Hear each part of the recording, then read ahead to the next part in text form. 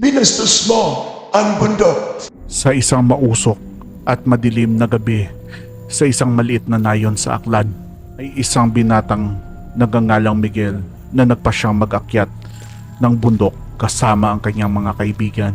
Ang bundok na kanilang pinuntahan ay kilala sa mga kwento na may kinalaman sa mga multo.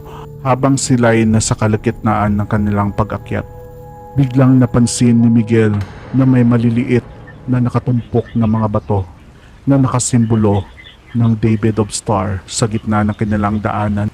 Kahit na may pangamba sa kanyang puso, pinaglaruan lamang ito ng kanyang mga kaibigan at tinapak-tapakan pa. Nagtungo na nga sila sa tuktok ng bundok.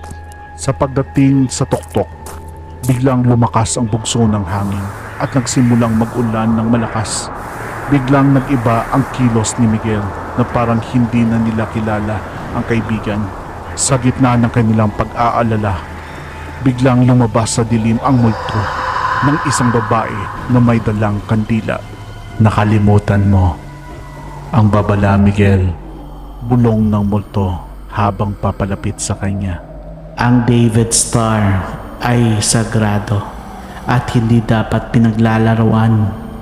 Nang nakita ni Miguel ang multo, biglang nag-flashback sa kanyang isipan ang kwento ng mga multo sa bundok. Nanginginig sa takot, sinubukan niyang humingi ng tawad sa multo, ngunit ito ay hindi siya pinansin. Sa halip, ang multo ay lumapit sa kanya at hinawakan ang kanyang balikat. Simula ngayon, ikaw ay mananatili dito sa bundok. Pagsisilbihan mo ang mga espiritu na nagbabantay dito. Sabi ng multo habang hinahatak si Miguel palayo sa kanyang mga kaibigan. Nang nawala na sila sa paningin ng mga kaibigan ni Miguel, ay biglang nawala ang multo at si Miguel ay hindi na nakitang muli.